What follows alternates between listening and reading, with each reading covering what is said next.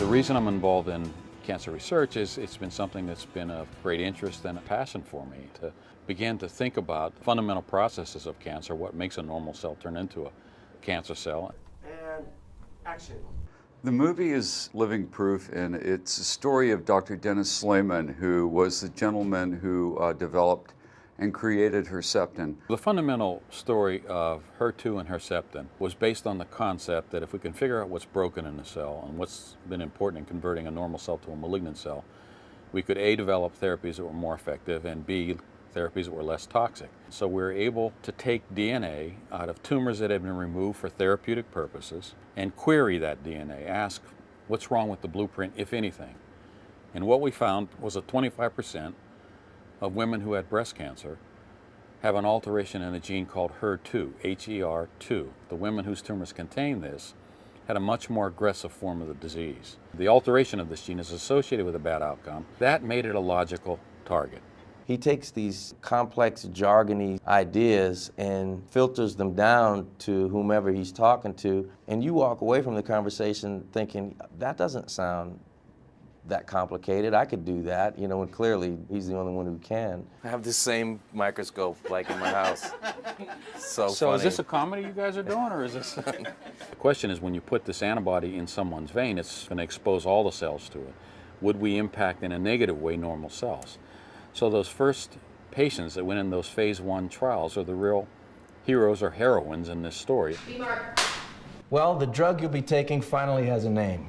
Herceptin, which is a combination of her from HER2 and septin from intercept, to intercept growth signals from reaching the cancer cells so they don't grow. It's pretty simple, actually, when you think about it.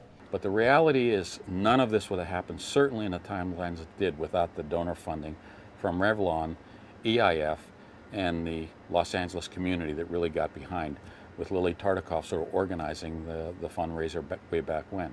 I think it just became, you know, crystal clear for her that this was something that she had to do. And when Lily Tartikoff gets something in her mind that this is something that she has to do, there's no escaping it. This is a story of Dr. Slamon's world, his 10-year odyssey. Trying to get FDA trials approved, going from phase 1 to phase 2 to phase 3, and just hitting roadblocks every step of the way. The drug was approved in September of 1998. There is no way that we would have gotten the answers we got as quickly as we've gotten them and have been able to apply them as quickly without that donor funding. When the war on cancer was first declared by the Nixon administration back in 1971, in relative terms we had a lot of money, but the technology wasn't there.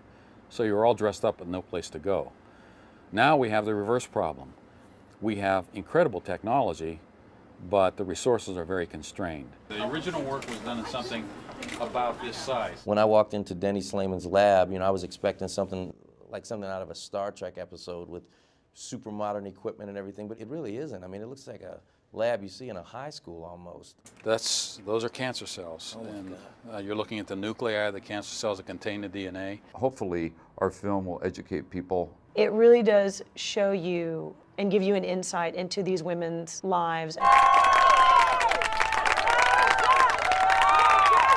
The best recognition I ever got happened from a doctor who participated in the early HER2 trials. She asked a group of her patients in the clinic to write me a note.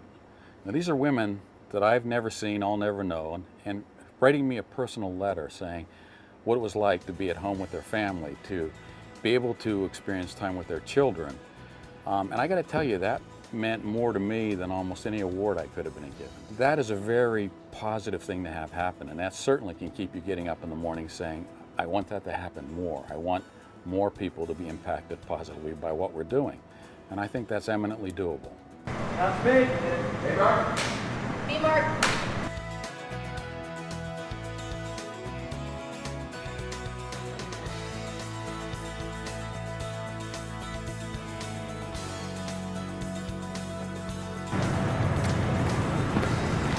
And cut.